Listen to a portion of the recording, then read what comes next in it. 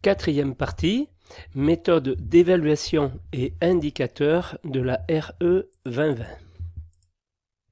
La RE 2020, c'est 3 objectifs, soit 3 volets réglementés du bâtiment: la performance énergétique, la performance environnementale, le confort d'été. Alors, la performance énergétique tout d'abord. Première partie. Comme la réglementation thermique de 2012, la RE 2020 met en application un principe de base, la sobriété énergétique. L'énergie la moins chère et la moins polluante est celle qu'on ne consomme pas. Dans cet esprit, l'indicateur sur les besoins énergétiques, le BBio, est toujours présent, mais le seuil réglementaire est plus ambitieux. Des réflexions architecturales plus poussées devront limiter plus encore les besoins du bâtiment. Donc c'est quand même l'architecte qui va réfléchir le plus au BBio, d'après la RE 2020. L'indicateur sur les consommations énergétiques, le CEP, comptabilise toujours la quantité d'énergie nécessaire pour couvrir les besoins du bâtiment. L'objectif de réduction de la consommation se traduit également par l'amélioration de l'efficacité énergétique des bâtiments.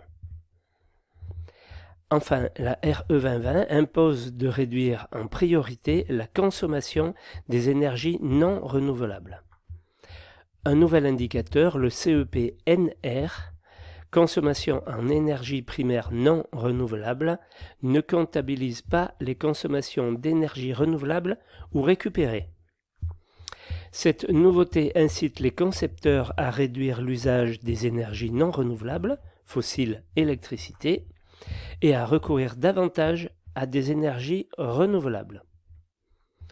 Les principales évolutions au niveau des exigences concernent l'évolution du coefficient du besoin bioclimatique, BBio, son unité c'est le point ou les points, l'évolution du coefficient d'énergie primaire, la CEP, unité kWh par mètre carré de surface de référence par an, l'introduction du coefficient d'énergie primaire non renouvelable, CEP-NR, toujours pareil, en kWh par mètre carré de surface par an, l'introduction de l'impact sur le changement climatique associé aux consommations d'énergie primaire, IC, donc impact sur le changement climatique.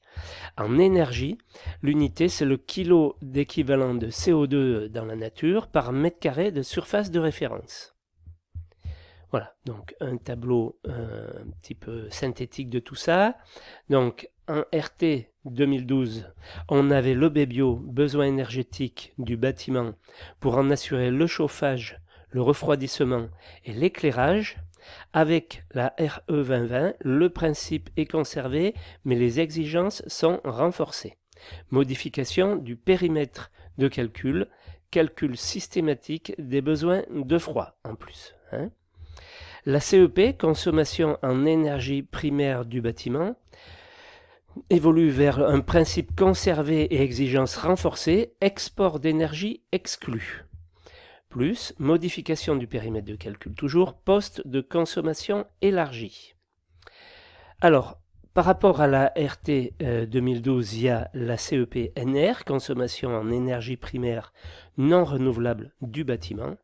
Donc on ajoute un indicateur qui incite au recours aux énergies renouvelables, poste de consommation identique à celle du CEP, calcul des consommations en énergie primaire non renouvelable seulement.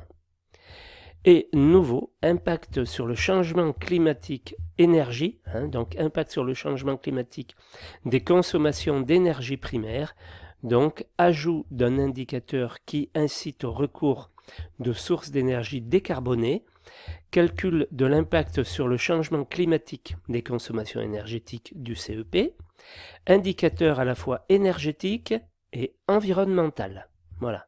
Donc les évolutions de la RE 2020 sur le volet de la performance énergétique.